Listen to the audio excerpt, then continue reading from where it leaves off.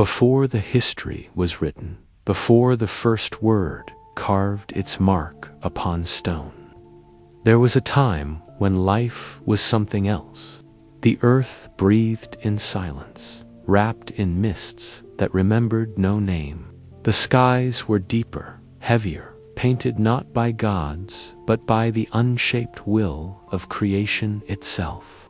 The stars were young, restless, whispering to one another across the void, and beneath them the world waited, half awake, dreaming itself into being. In those days there were no kingdoms, no walls, no written memories. The seas stretched endlessly, and the winds moved like spirits across the untouched land. Mountains rose like the bones of sleeping giants, and rivers sang songs only the wind could understand. It was an age before the knowing of time, an age when man and myth were not yet two different things. The first fires were not born from flint or spark. They came from the heavens, a gift or a curse. When the storm split the sky, a bolt of white fire fell upon the endless plains, and for the first time the darkness trembled. The tribes that wandered beneath the pale moon gathered around it, watching the fire with eyes wide and hearts unsure. It danced, alive, a creature of the sky bound to the earth. They did not yet have words to name it, but in their hearts they felt its meaning, warmth, power, and danger. Among them was the first dreamer. No one remembers his name. 4 names had not yet been born, but he was the one who dared to touch the flame. It burned him, yet in that pain, something within him changed. He saw visions of seasons not yet come, of beasts yet unborn, of the endless river of time flowing beyond their hunt and hunger. And when he looked into the darkness, he no longer feared it. He had seen the beginning of mastery. The others followed him, and from that fire they learned to guard, to share, to create. Thus began the long struggle between man and the night. But the night was alive. It had its own children. In the forests and caves where no fire reached, shapes moved, vast and ancient. They were not beasts nor gods, but something between. The old ones, the forgotten dwellers of the deep earth. They spoke the language of stone and rain. When men learned fire, the old ones withdrew, watching from the dark, whispering among themselves. For they knew what the fire meant. The era of man had begun, and their dominion was fading like mist before the morning. The dreamer became the first storyteller. Around the fire, he spoke of the voices he had heard in his burning vision, of spirits who lived in stars, of guardians who shaped rivers, and of a woman made from moonlight who would one day teach men to remember. The tribes listened, and in their hearts, belief took shape like smoke curling upward into the heavens. From that night, the world became more than stone and shadow. It became a living story. As centuries turned unseen, the tribes spread. They followed rivers that shimmered like silver veins, hunted across the endless plains, and built their first shelters from the bones of mammoths. They spoke to the wind and thanked it for its mercy. They sang to the rain and feared the silence between storms. Slowly, their words grew heavier, their stories deeper. The first gods were not yet gods. They were echoes of gratitude and fear. The sun, the moon, the river, the flame. Each was a presence that listened, sometimes answered, but not all fire brings warmth. There came a night when the earth itself stirred in anger. The ground split, and a roar rose from beneath the mountains. The tribes fled, believing the old ones were awakening again. From the chasm came smoke and light, molten, living earth. The dreamers' children stood at the edge, terrified and fascinated. They believed the gods were speaking, angry at their arrogance. Some threw their spears into the fire as offerings. Others simply watched as the mountains bled and the sky turned red. That was the night the old ones returned. In the chaos of flame and ash, shadows moved against the firelight, tall, silent, eyes like glowing stones. The tribes fell to their knees. The old ones did not speak in words, but their gaze told all. The time of innocence had ended. Man had awakened forces he could not yet understand. When dawn came, the world was changed. Forests lay in ash, rivers ran black with the soot of mountains, and the stars were hidden for 7 nights. The dreamers' descendants rebuilt what they could, guided by the memory of stories that had not yet been forgotten. But something within them had shifted, a deep knowing, a hunger to understand, to shape, to create. They began carving lines into stones, trying to hold on to what their hearts feared to lose. Those carvings became symbols, symbols became words, and words became history, and with history came power. But power is never born without shadow. Far to the east, across deserts that shimmered like broken mirrors, a new tribe rose, a people who spoke to the stars.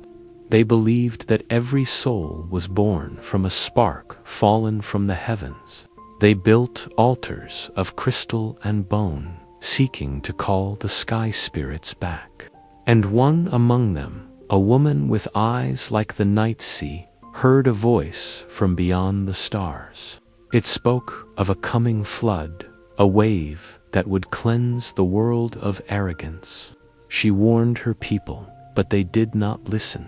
When the rain began, it did not stop. For 40 nights and 40 suns, the world drowned. Mountains became islands, and tribes vanished beneath the endless tide. The woman stood upon a peak and sang to the storm, begging the sky to remember mercy. Her voice carried across the flood, and where it reached, the waters calmed.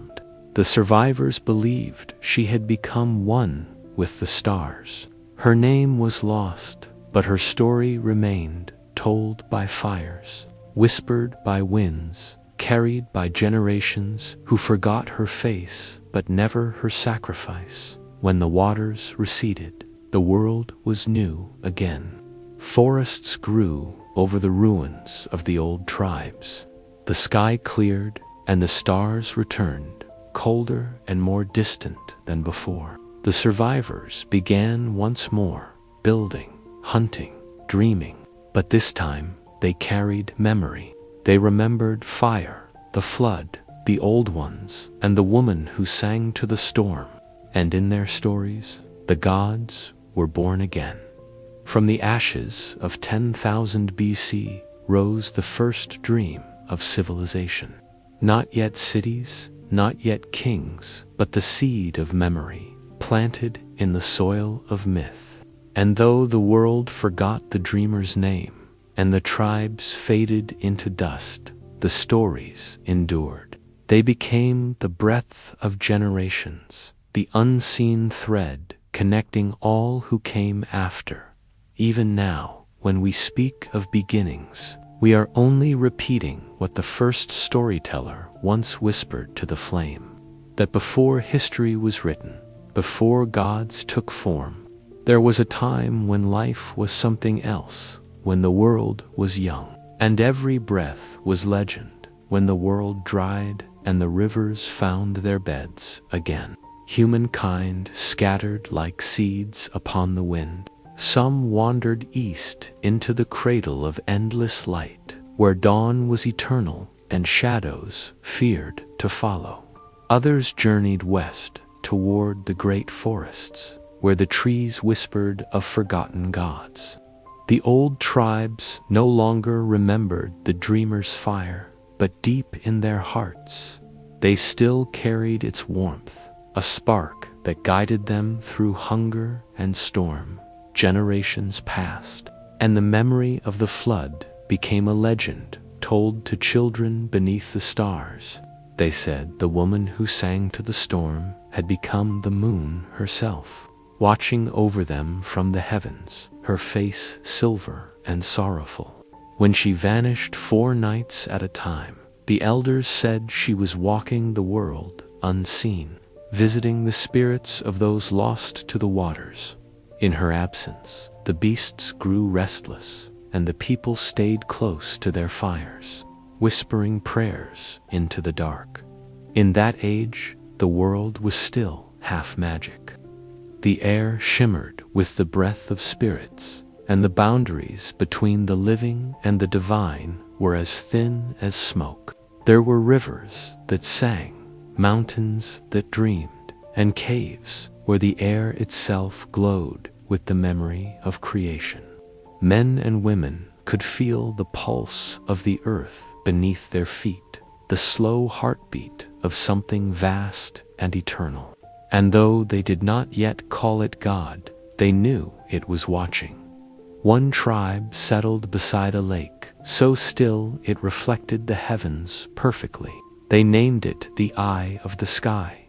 It was there that a new voice rose among them, a child born during an eclipse, when the sun was devoured by shadow.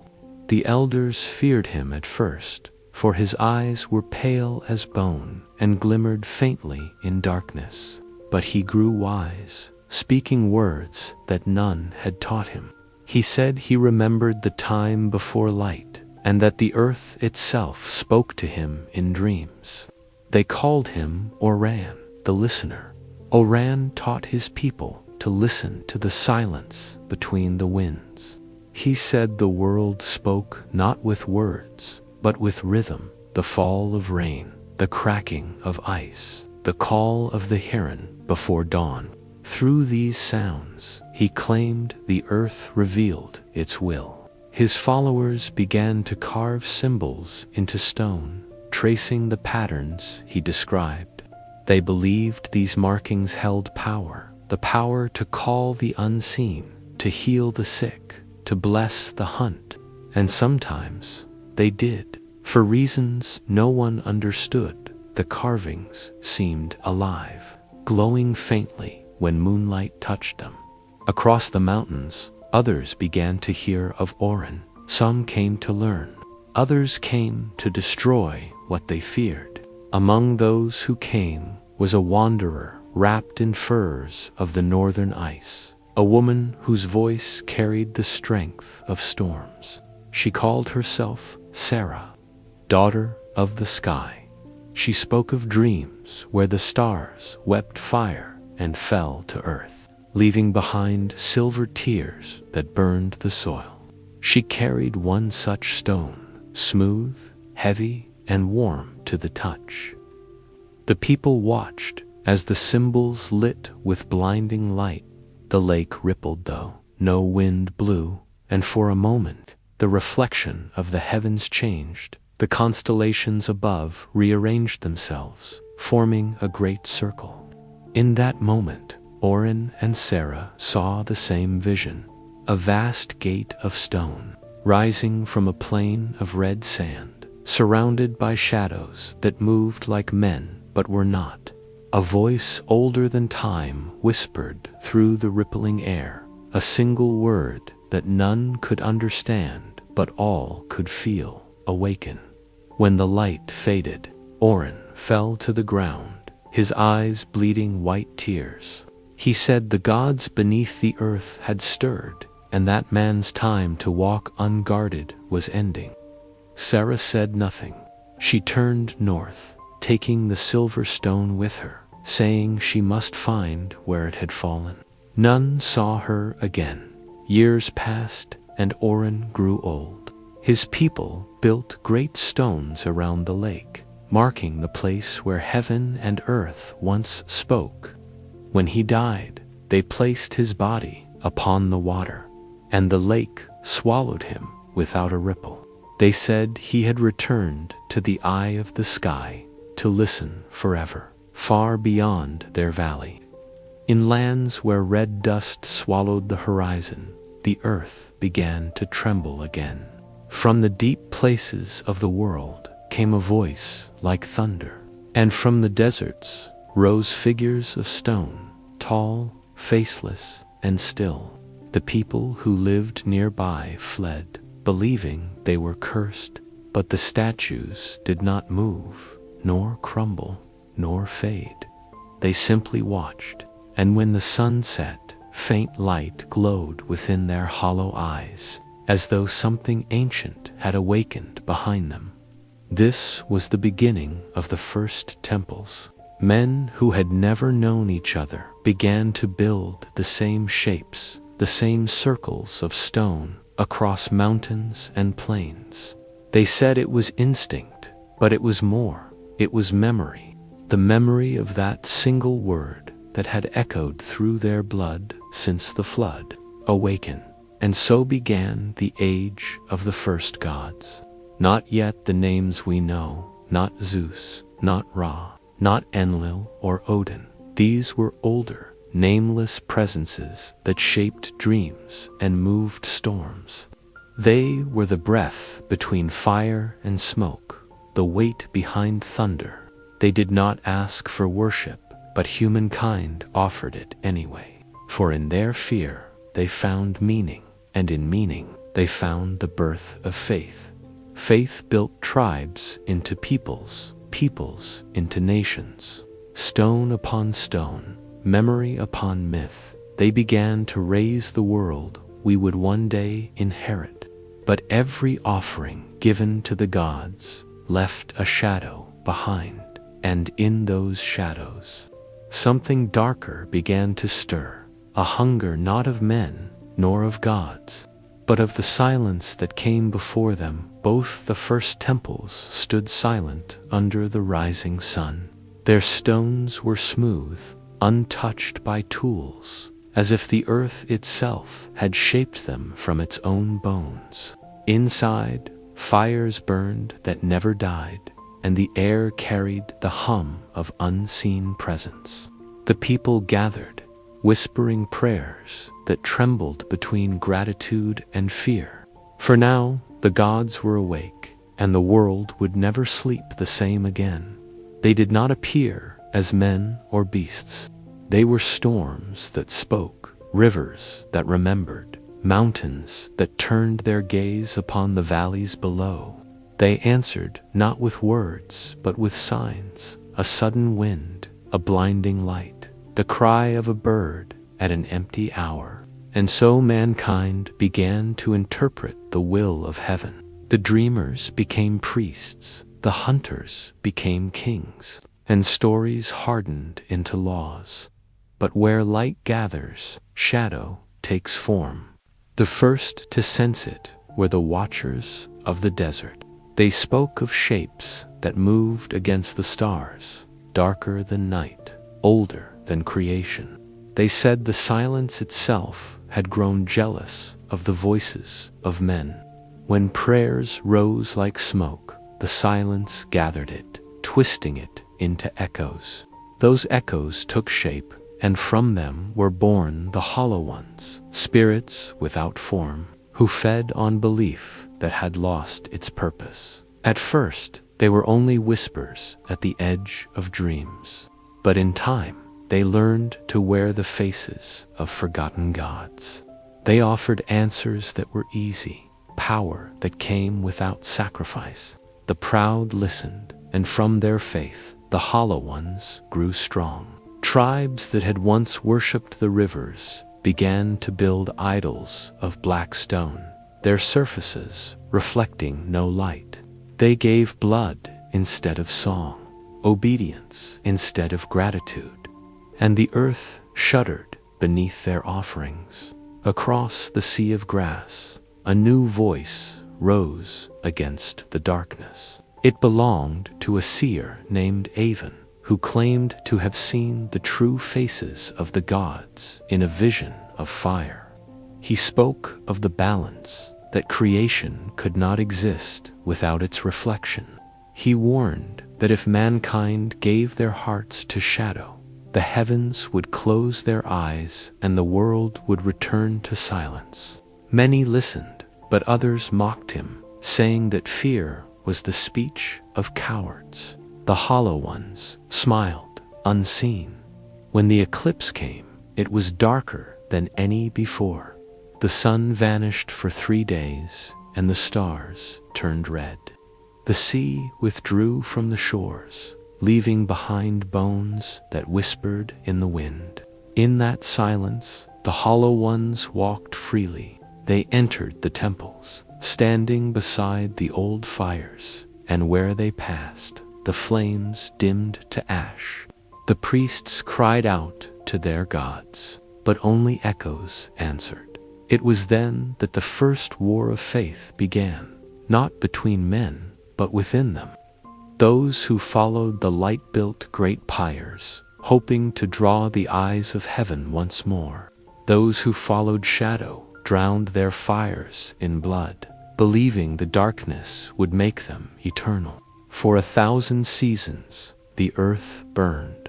Mountains split, rivers boiled, and skies rained iron. The old gods withdrew, wounded by the madness of their children.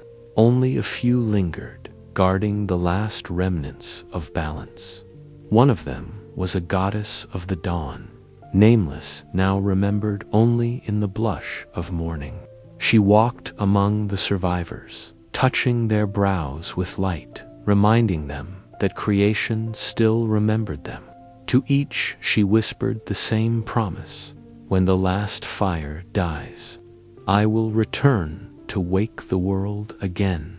Her light drove the hollow ones back into the deep cracks of the world, where they slept like embers buried in ash. The seas returned, the stars cooled, and the survivors began once more.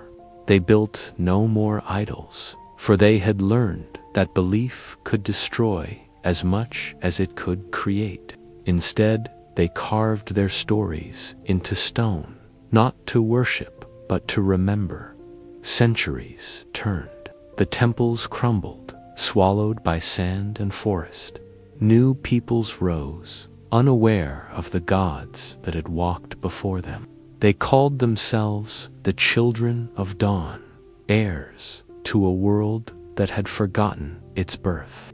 And yet, in every fire's flicker, in every whisper of the wind, the old echoes lingered, faint but unbroken. The goddess kept her promise. When the last fire of that age died, she rose again, unseen, not in form, but in the hearts of those who dreamed of light. And so the circle closed. The silence waited, patient as stone, knowing it would come again, because that is the law written before all others. Every dawn is the shadow of another night. The silence after the war was long and deep. For generations, the world seemed to rest, breathing softly, like a wounded beast healing beneath its scars. The rivers found new courses, the forests returned, and humankind began again, cautious, humbled, uncertain of the power that once tore heaven and earth apart. The tribes that remained wandered for centuries, guided only by the faint stories of the dawn goddess and the promise that her light would return when the world was ready. Over time, the memory of gods became fragments, scattered through songs and carvings. The names blurred, the meanings twisted, and what was once sacred became story. Yet even in forgetfulness, something lingered. The descendants of the dreamers still felt a quiet pull toward the sky. They built fires not for worship, but for remembrance. And around those fires, they told tales of the first light, the first flame, the flood, and the goddess who whispered rebirth. From these ashes rose the first kings. They were not chosen by gods, but by men who hungered for order in a world still trembling with chaos. They claimed descent from the old tribes, calling themselves keepers of the dawn's flame. With them came walls, banners, and names written in clay. They said they did not fear the darkness, for it was tamed by their will. But darkness never truly fades. It only waits for pride to blind the heart. The first great city was called Ishara, built beside the bones of an ancient river that no longer flowed. Its towers reached for the sky, and its streets shimmered with dust like powdered gold. The people of Ishara believed themselves the children of the sun. They learned to shape bronze, to tame beasts, and to read the movements of stars. In their temples, they sang to 1,000 forgotten gods, each one carved in a new image, each one promising glory. Among them ruled a king named Serith, who wore a crown forged from the metal of fallen stars. He was wise but restless, haunted by dreams of a voice that called from beneath the earth. It whispered of secrets older than the flood, of powers that could make him more than a man. He listened, as all kings do when time begins to forget them one night. He walked beyond the city walls, alone beneath a blood-red moon. There, at the edge of the ancient riverbed, he found a stone that cold, the last remnant of the Hollow One's slumber. When Serith touched it, the air grew still and the stars dimmed. He heard the same word that Orin and Sarah once heard in the age before memory awaken. For 3 days he did not return. When he finally came back, his eyes were like shadowed glass. He spoke softly, but his words carried weight that bent the hearts of those who heard them. He said the gods had chosen him, that he would raise Ishara beyond the limits of men. The people rejoiced. The priests built higher temples. The fires burned brighter. But in the glow of those flames, the light no longer danced, it shivered. Under Sereth's rule, Ishara grew powerful beyond imagining. Its armies conquered the plains, its banners reached the coasts, and its name became legend. Yet, with every victory, the skies grew darker. The sun dimmed behind veils of dust. Crops failed. The riverbeds cracked. Still, the people built temples, believing sacrifice could appease the gods who no longer answered. Only one saw the truth, a woman named Lyra, keeper of the old songs. She remembered the stories told by her ancestors of the flood and the silence that followed. She saw that the stone in Sereth's chamber pulsed not with light, but with hunger. When she confronted him, he smiled, saying that the gods had returned to guide mankind once more. But Lyra heard the whispers within his words, not the voice of gods, but the echo of the Hollow Ones. She fled the city that night, carrying with her the last tablet of the Dawn Goddess's promise. As she crossed the desert, she sang the old song, the one meant to wake the light. Behind her, Ishara trembled. The skies broke open, and the towers of the sun collapsed into dust. By the time dawn came, the city was gone, swallowed by the earth it had defied. Lyra's song carried across the sands, and those who heard it survived. They became wanderers once more, calling themselves the children of Ash. They spoke of the fall of Ishara as a warning that no crown can outshine the flame that first gave life. They kept the goddess's tablet safe, waiting for the day her promise would be fulfilled. And so the age of kings ended as it began, in light and in silence.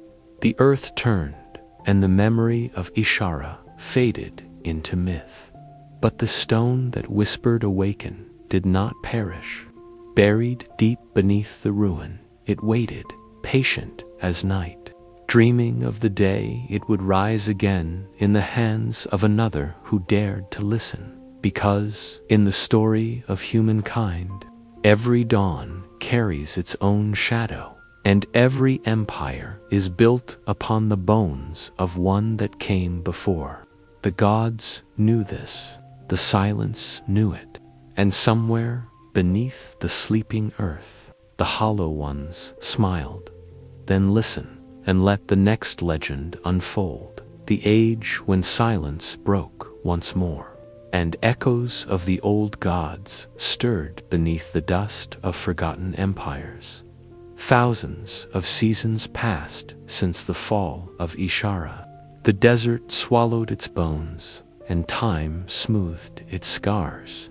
The children of Ash wandered through generations, their song becoming a lullaby, their truth becoming myth. They built no cities, raised no kings. They lived by the stars and the wind, whispering to the young that once light had a voice, but the world was changing again. Forests crept where there once was wasteland. Rivers returned, weaving new paths through the ruins of the old. The earth healed, but deep beneath its skin, something began to stir, faint, rhythmic, like a heart remembering how to beat. It was the time of rediscovery. Small tribes had grown into nations once more. They dug into the ground, seeking metals, stones, and stories. Among them was a people who called themselves the Avrin Wanderers, who had followed the dunes for centuries. Guided by the remnants of Lyra's song, they carried a single relic from the old age, a tablet of sunstone etched with words that no one could read. They did not understand it, but they feared it. One day, as the sun set red behind the horizon, a young man named Kale, heir to the Avarin, found himself standing at the edge of a canyon unlike any they had seen. The air shimmered with heat, but beneath it he felt a pull, a whisper too faint to hear, yet too strong to ignore. He descended into the hollow, following the echoes until his torch touched stone. There, half buried in sand, lay the broken gate of Hera. It was said that Kale's heart stopped when he saw it. The carvings were not of men or beasts, but of shapes that bent and shifted. Never quite still, the mark of the hollow ones. Yet among them, faint and cracked, was a single image of light, a woman's face, eyes closed as if sleeping. He did not know her, but the fire in his blood told him she was not to be forgotten. Kale returned to his people and spoke of what he found. Some called him cursed, others chosen. But curiosity is a flame that no fear can smother. Against the will of the elders, Kale led a group back to the canyon. They cleared the sands, opened the gate, and stepped into the darkness of Ishara's tomb. Inside, the air was heavy and still. Every step echoed like thunder, as if the walls themselves were remembering. They passed halls lined with broken statues and inscriptions older than the stars. In the heart of the ruins, they found the chamber of the stone, the same that had whispered to King Sereth. It no longer glowed. It slept dull and cracked, waiting. When Kale touched it, it did not awaken with light. It breathed a sigh of dust and wind, a voice without sound. In that moment, visions filled his mind. The flood, the goddess, the war of the Hollow Ones, the fall of Ish. He saw everything, and for an instant he understood.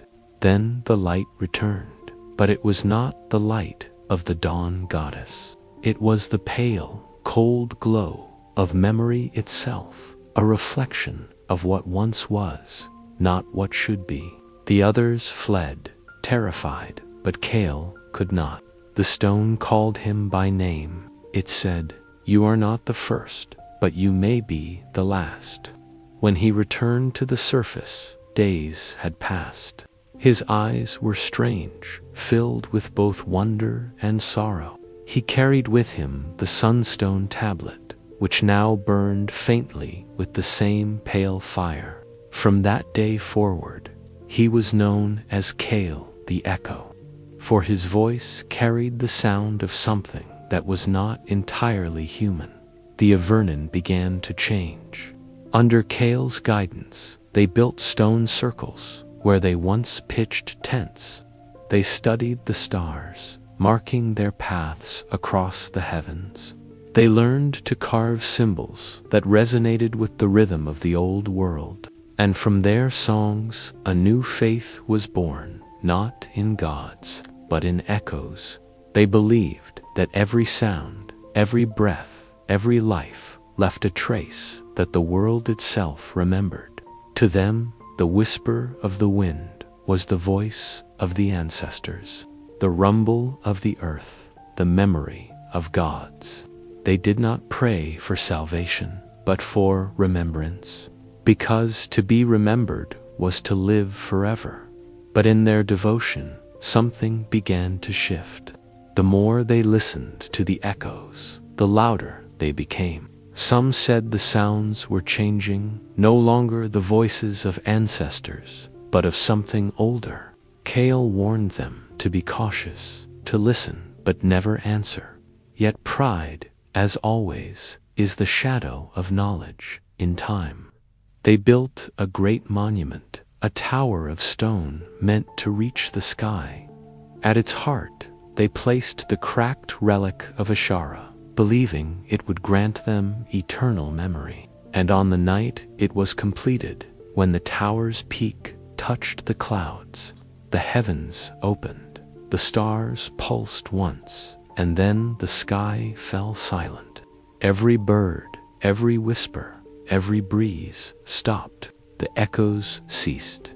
For the first time in centuries, the world held its breath.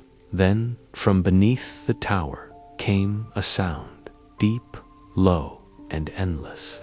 Not an echo, but a reply. It was the voice of the Hollow Ones, stirring once more from their sleep, and Cale, standing at the tower's summit, realized too late what he had done. He had not remembered the past, he had awakened it. The night after the tower awakened, the sky turned to glass. The stars no longer burned, they watched. The air carried a hum, not of wind or life, but of something older, deeper, remembering itself. The people of Avernon gathered below, afraid to breathe, and from the base of the great tower, light began to rise, not warm, not golden, but pale and trembling, like the reflection of a dying sun upon still water. Cale stood upon the summit, his heart heavy with dread. The echoes he had heard all his life now spoke in unison, their voices weaving through his thoughts like threads of cold fire. They called him by name, each syllable ancient and familiar. They said, "You sought remembrance, and we have remembered you." Then the earth trembled. The sands of the desert shifted, uncovering bones of cities long buried. The ruins of Ishara stirred beneath the surface, as if waking from a dream. Across the world, the night deepened, and the stars began to. The people screamed. Some fell to their knees, believing the gods had returned. Others fled, clutching their children and their relics. But wherever they ran, the voice followed, not from above or below, but from within. It whispered through their hearts, their blood, their breath. "We are the first light," it said, "and we have come to take it back." Cale descended from the tower, his eyes glowing faintly with that same unnatural light. He tried to speak, but his words carried power beyond mortal sound. Every phrase rippled through the air, and wherever it touched, the earth cracked open. He realized then that the Hollow Ones had not only awakened, they had bound themselves to him. He was their vessel, their voice, but deep within him.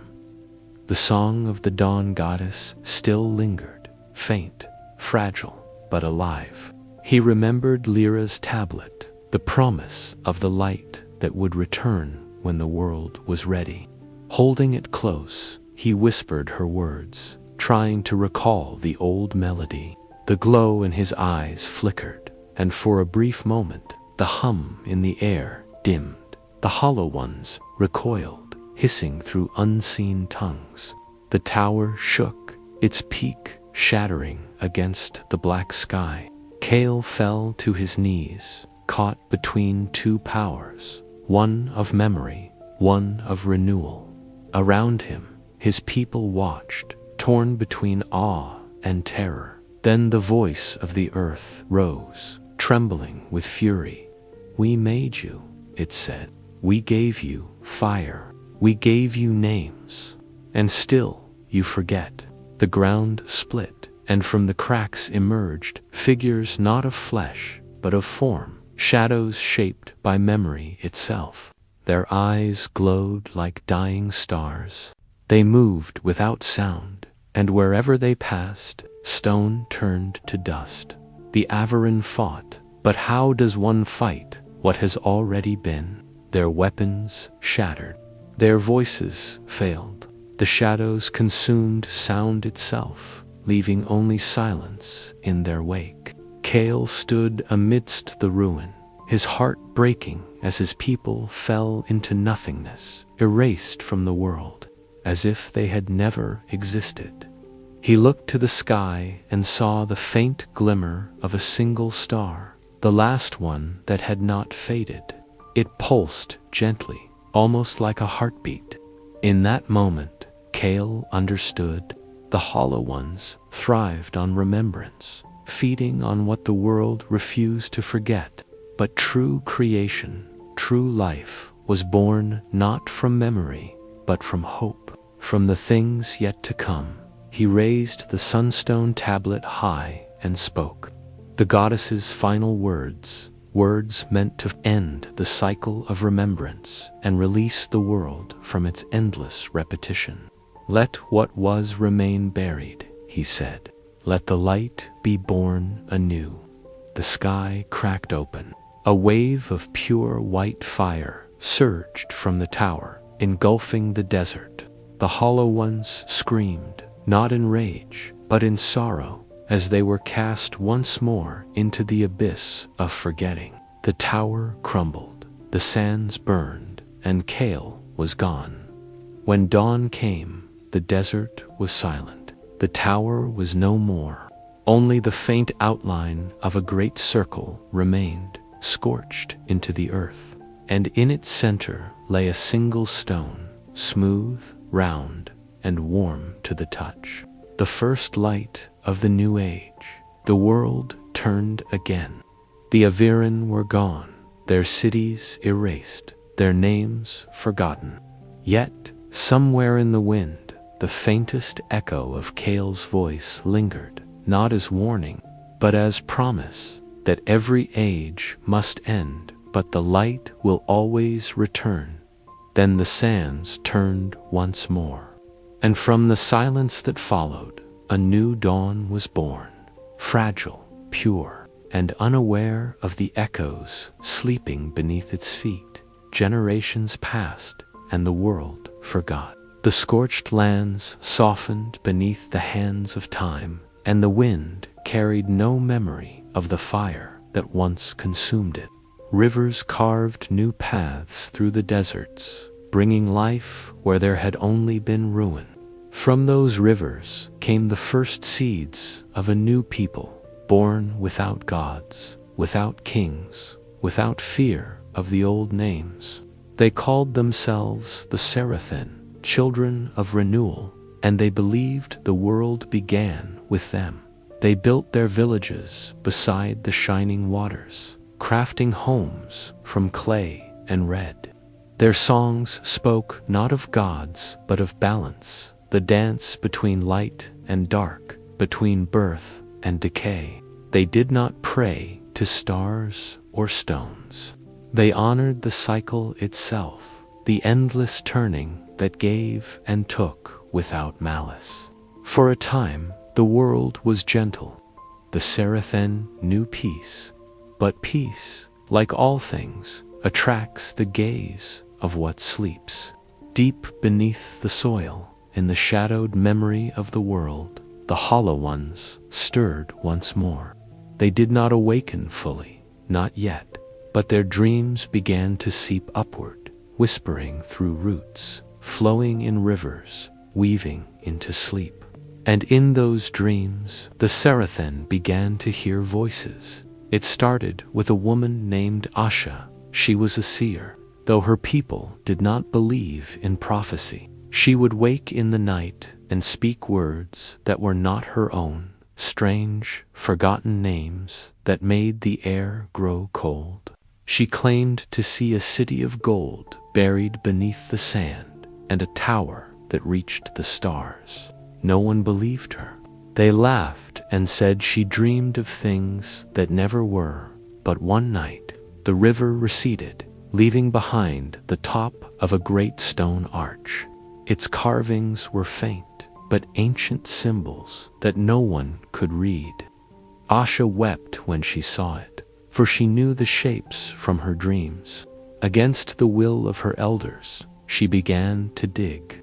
And as her hands brushed the dust from the stone, she felt a pulse beneath her skin, soft, rhythmic, familiar, the heartbeat of something old. Others joined her. Curiosity spread like fever.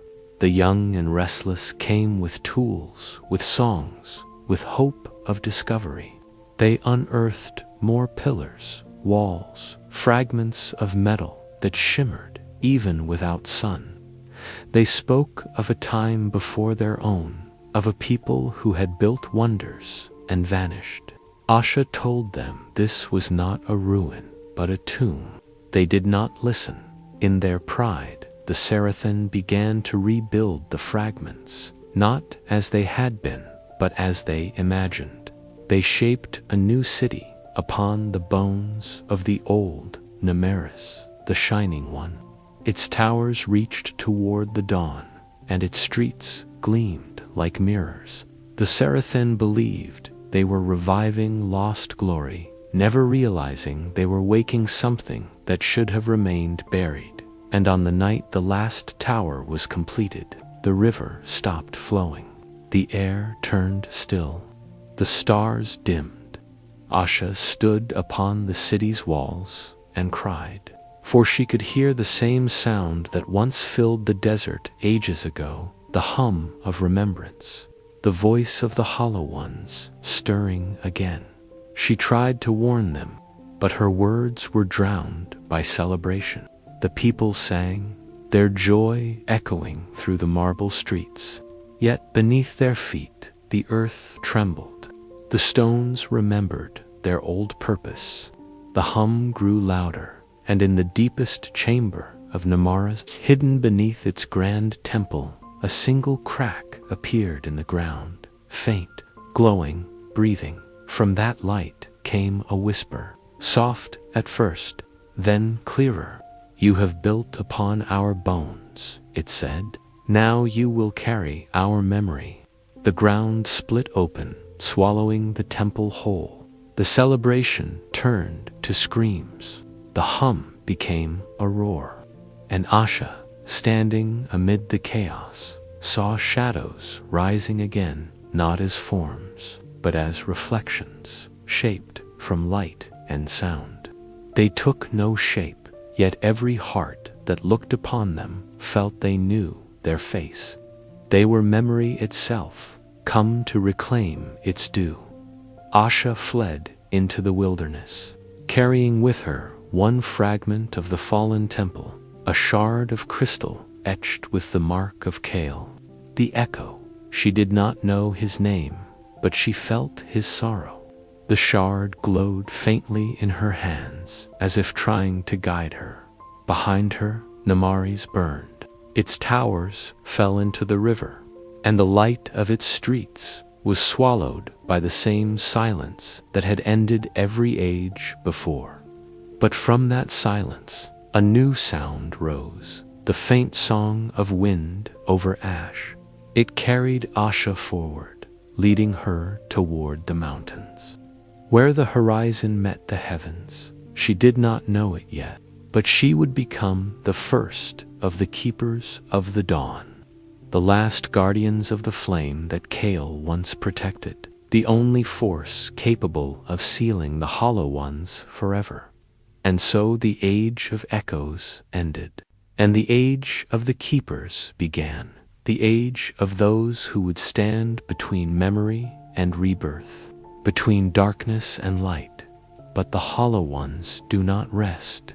They remember every voice, every heart, every story, and they are patient, because then let the legend continue. For now begins the age of the keepers, when one woman's voice carried the last light of the world, and the forgotten gods of memory rose once more to claim what time had denied them. Asha wandered for many moons beyond the ruins of Nama. The world around her had fallen silent, no bird song, no river's murmur, no whisper of life. The only sound that remained was the soft pulse of the shard she carried, glowing faintly like a dying ember.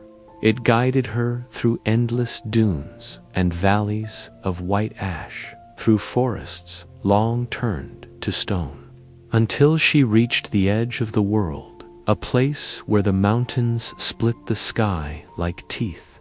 Among the peaks, she found a cave that breathed light.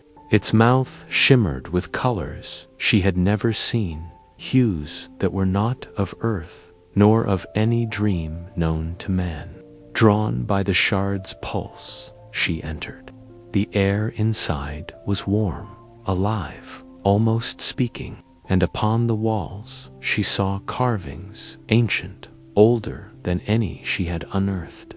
They told of Kale, the echo, and the fire he had kindled against the Hollow Ones. They told of the flood of Ash, of the endless war between light and memory, and in the heart of that cave, upon a bed of crystal, lay a flame, small, still, but when Asha drew near, it flickered as though recognizing her.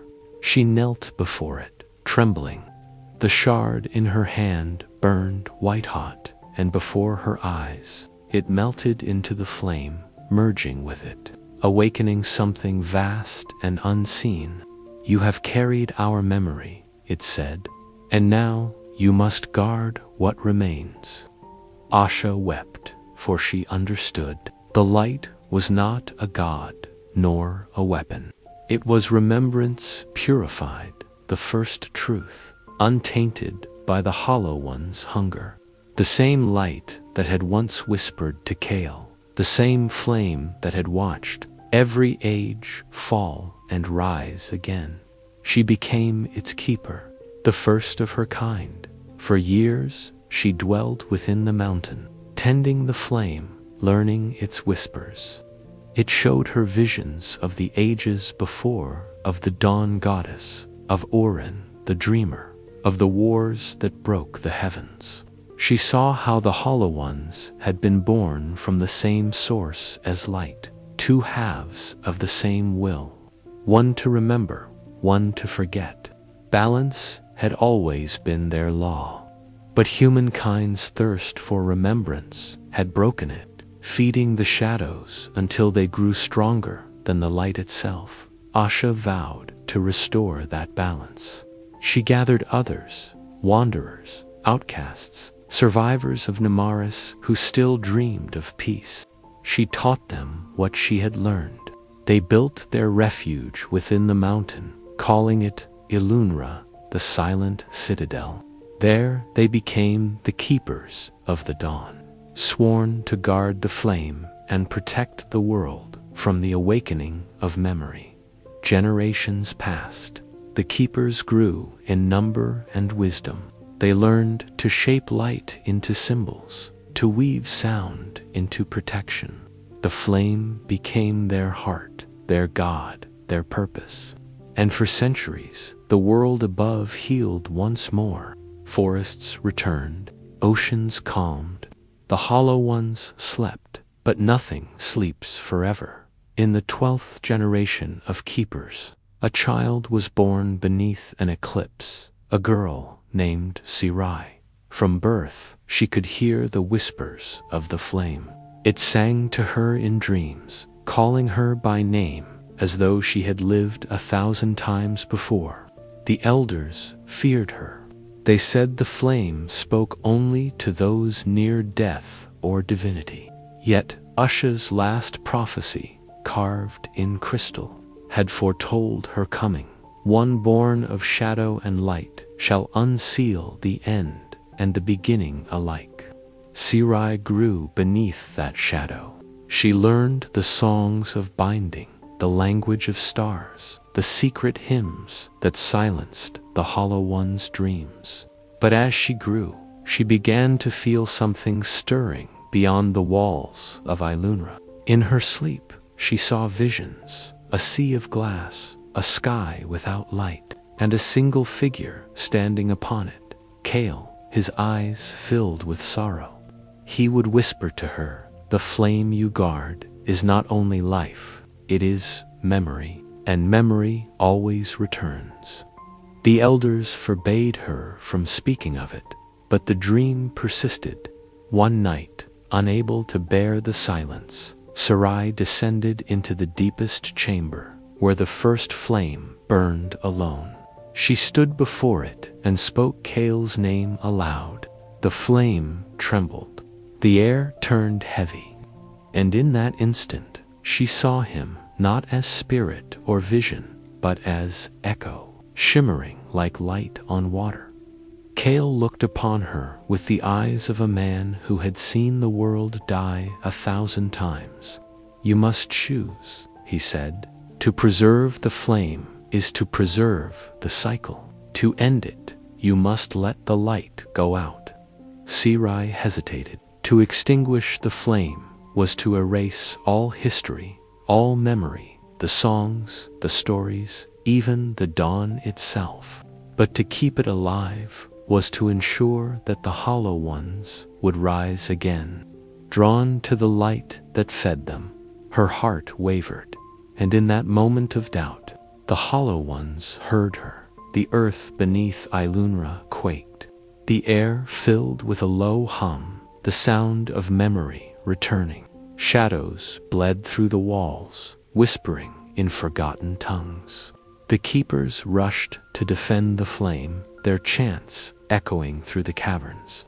But the hollow ones did not come as they had before. They came as reflections of those who fought them, faces of ancestors, voices of the dead, memories of the lost. Every keeper who raised their hand saw in their enemy the faces they could not bear to harm. And so they fell, one by one, consumed not by power, but by love, twisted into despair. Sirai stood alone before the flame, Kale's echo beside her. The mountain shuddered. The flame burned brighter, desperate. "If you let it die," Kale said, "we will all fade. But if you let it live, it will never end." She closed her eyes. The world outside roared. The hollow ones were almost upon her. She placed her hands upon the flame, whispering Usha's words. "Let what was remain buried. Let the light be born anew." The flame screamed, not in agony, but in release. Its light burst forth, filling every crevice, every heart, every shadow. The hollow ones were unmade, their memories scattered into the void. The mountain cracked open, and Ilunra collapsed into the sea of dawn. When the light faded, Sarai was gone. The flame was gone. Only silence remained, and yet, somewhere beyond the horizon, a single spark drifted across the wind, small, warm, searching for a new heart to rest in. Because the flame can never truly die. It only moves, waiting for those who will remember. Thus ended the age of the keepers, and with the spark's journey, the next legend begins. Eras passed. The names of the gods became dust. The light that once split mountains and swallowed oceans became only rumor. A myth whispered around fires by children who did not believe. The world was quiet now. Its wounds had healed, its skies clear once more. Forests grew where deserts had burned, and the bones of fallen empires slept beneath moss and soil. Humanity began again, not as kings or keepers, but as wanderers who built villages, carved symbols, and dreamed of stars. They no longer remembered the hollow ones, nor the goddess, nor the flame. They spoke instead of balance and silence, the natural rhythm of things that live and die, grow and decay. They thought themselves the first to walk this world, but beneath their feet, the memory of every age pulsed, patient and unseen. It began on a night without moon, when the sea shone brighter than the sky. A boy named Aaron stood upon the cliffs, watching the waves turn silver. He was a shepherd, no prophet, yet something ancient moved in his chest that night. A pull, soft but unrelenting. He saw a glimmer drifting toward shore, a single spark dancing above the water, untouched by the wind. He reached for it, and when it touched his palm, it did not burn, it breathed. The spark sank into his skin, vanishing beneath the pulse of his heart. The sea fell silent, and the stars dimmed, as though bowing to something unseen. Aaron did not understand. He only felt warmth, deep, alive, familiar. The warmth of something older than the world itself. For days he wandered in silence, seeing the world differently. The grass shimmered faintly beneath sunlight. Stones whispered of rain before it came. When he closed his eyes, he saw flashes, a woman kneeling before a flame, a man crowned in shadow, a city of light swallowed by the desert. He dreamed of names he did not know, Asha, Kale, Sarai. Their voices mingled with his own. He tried to speak of it, but no one believed him. The elders said he had been touched by madness or by... Yet at night, when the wind blew through the valley, others began to hear it too, a hum beneath the sound, steady and low. The same hum that once marked the awakening of gods. Aaron fled to the mountains, following the pull in his chest.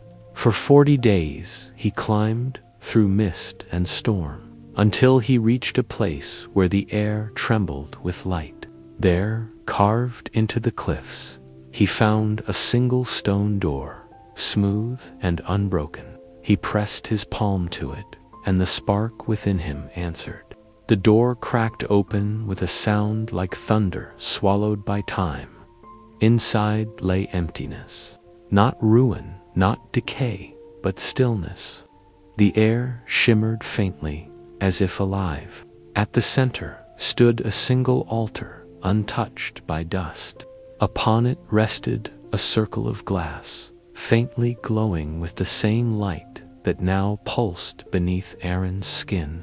He knelt before it without knowing why, and the moment his tears touched the stone, the light awakened.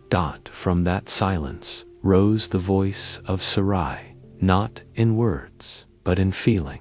Grief and peace sorrow, and love, all at once. The circle pulsed brighter, and from its heart emerged the faint outline of the flame, small, fragile, reborn.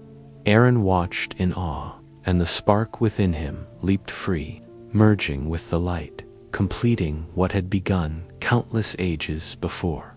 The flame spoke, its voice echoing through his soul.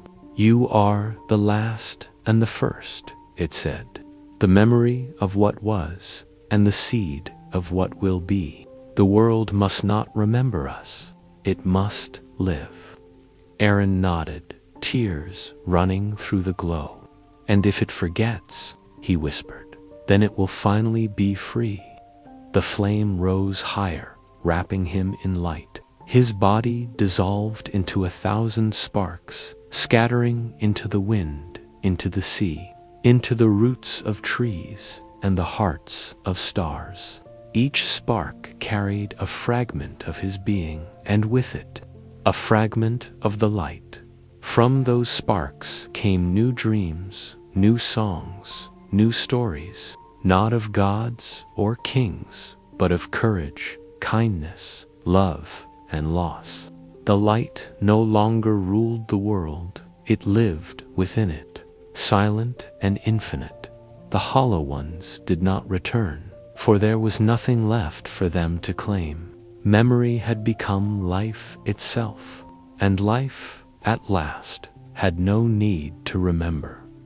The wind carried the final whisper of the flame, soft, tender, eternal. Before the history was written, there was a time when life was something else, and after history ends, life will be that again.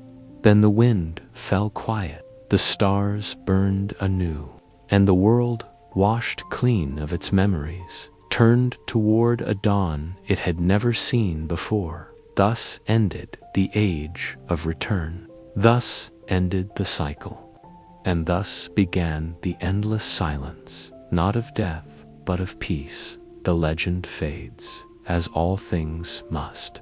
But somewhere, in the breath between heartbeats, the spark still glows, waiting for someone to remember once more the faint legend of the first light. Then listen once more. For the earth remembers, even when men forget. Long before Aaron, before the mountains rose and the seas found their names, there was only the wide silence, and in that silence drifted the breath. No light, no darkness, only a pulse without form, beating through nothingness. From that pulse came the first shimmer of thought, the faint curve of will, the whisper that would someday become creation. It began not with thunder, but with a sigh. The sigh rolled through the endless dark and stirred the dust that was not yet dust. And from that stirring came warmth. The warmths swelled and coiled, dreaming of shape, and where it touched the void, the first fire was born. This was not the fire that burned, nor the one that destroyed. It was the soft flame of awareness, bright enough to remember itself.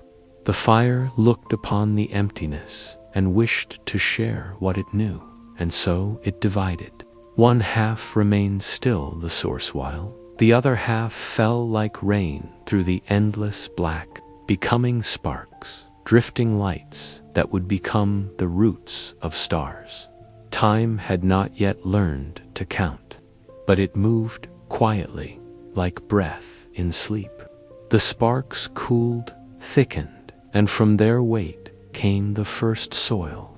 And where the soil settled, the world began to turn.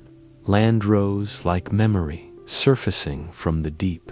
Seas gathered, where the breath fell heaviest, blue as silence. Clouds formed to guard the newborn earth, and through them the light of the source shone, slow and tender. Yet the flame's reflection was not perfect. For every light it cast, a shadow took shape behind it, and in that shadow was hunger. Where the light sought to know, the dark sought to claim. They were twin halves of the same breath, one that gave, one that consumed. The light built, the dark waited. The world was their meeting place, and the balance between them was thin as dawn. From the warmth of the soil rose the first living shapes. They were neither beast nor man, but something between dream and matter. They moved slowly, not out of weakness, but reverence, as if afraid to wake the silence that still hummed beneath the earth. They were the keepers, the children of the source. Their task was not to rule, but to remember, to keep the fire's truth alive. For as long as they sang the first song, the balance held, and the world knew peace. But peace is never eternal. The shadow listened to their songs and learned their words. From its stillness it began to whisper, promising the keepers something greater than memory, power. It told them the fire could be theirs to command, not only to guard. Some turned away, yet others listened. One by one, those who listened began to fade from the light, and their forms grew heavier, sharper, until they could no longer bear the touch of the sun.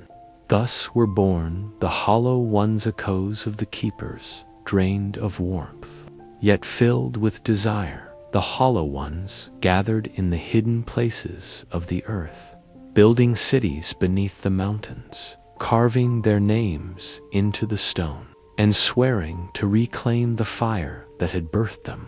Above, the keepers still sang, though their voices trembled with doubt. The source watched in silence, unable to intervene, for it had given the world the freedom to choose. 1,000 seasons passed before the hollow ones rose. When they did, it was not with war, but with deceit. They came to the keepers bearing gifts, crystals that glowed with false light, waters that shimmered with illusion. They spoke of unity, of sharing the flame. The keepers, weary and uncertain, accepted their words. But when the false light spread, it hollowed the songs, dimmed the skies, and silenced the rivers.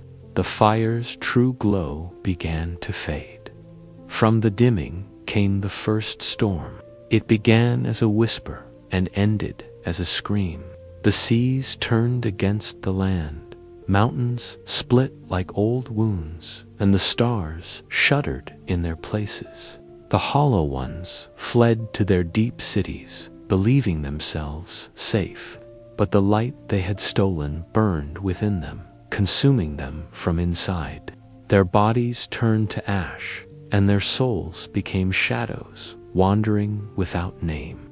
The keepers wept, but their tears turned to salt upon the earth, forming the first deserts, and so the world dimmed. The source withdrew into the farthest corner of the sky, and what remained was silence, broken only by wind and the sighs of things that remembered what they once were.